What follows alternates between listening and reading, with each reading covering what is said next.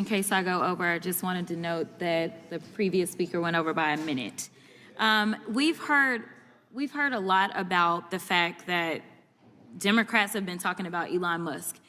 And let me give you a news alert. We're not gonna stop talking about him. We're gonna keep talking about him until he is out of here. Now, if he wants to be elected or appointed and confirmed to something, then so be it. But as of right now, we have somebody that for whatever reason, I don't know if y'all just trying to play in our face because you think we're stupid, or if you literally just cannot see the difference in a George Soros and a Bill Gates. But let me give you a little bit of the difference. Number one, George Soros nor Bill Gates ever somehow decided to turn off the spigot of money that was going through to various organizations and agencies to the extent that it had actually been ordered by law that they should have access to it, to the extent that people are dying.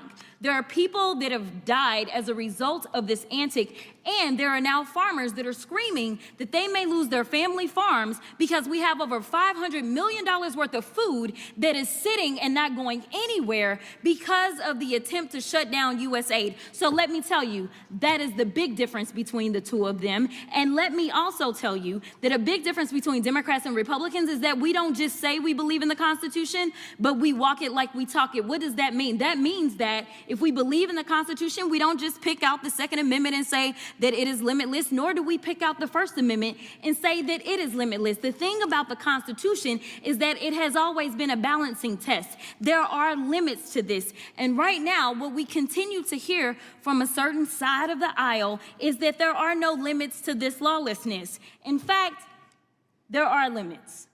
And I can tell you that one of those limits typically is around hate crimes. You may or may not know that when it comes down to it, if somebody decides that they want to send something hateful in, say, the U.S. mail, they can actually go to prison for that, up to 5 years in prison. So yes, there are always going to be limits. So when we start to talk about Trump and him being pulled down on any platform, this just happened to be after he incited an insurrection. This just happened to be after, in a bipartisan way, this particular chamber decided that they were going to impeach him. So there was something a little different about what he did, because as we know, it led to people actually dying. But let's talk about who's doing the nefarious things with the tech giants. Because I don't think that one side of the aisle is promoting truth, but sometimes it may seem a little treasonous.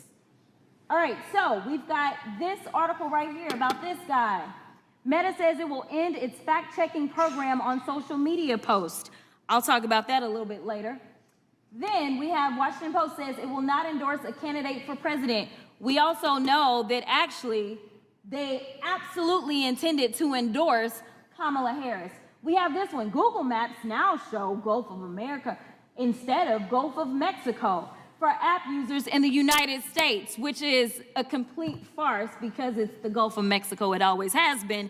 And we know that the AP got kicked out yesterday because they refused to buy into this lie, because that's all y'all really want to promote is lies. That's the big issue that we have.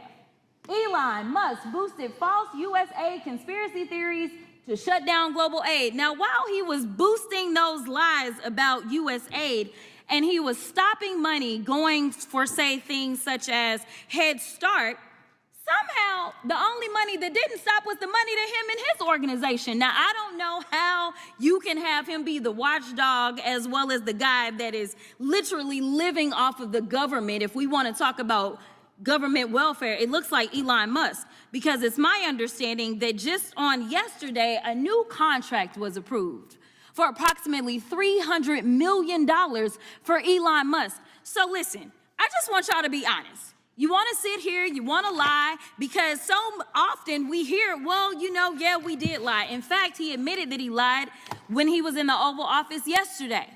But if it's a lie that will get you into office, such as saying, I know nothing about Project 2025, yet on day one, you literally do everything that you can to implement it, including making sure that you put, say, one of the main architects of Project 2025 over the OMB, it's okay, so long as you get the power that you seek. The problem is that the game is going to be on the American people. And when I say the American people, I mean all of us. Unfortunately, I am also stuck in the twilight zone because of the lies that were allowed to be propagated. Just like when you're talking about vaccines and all this nonsense, right now in my state of Texas, there is an outbreak of measles. And what they are finding is that because there's been so much disinformation about vaccines, that kids are sick right now with measles that they did not have to have if they just trusted doctors and experts instead of randoms online. So I will end by saying this, Mr. Chairman, because I know we believe in Jesus in this chamber.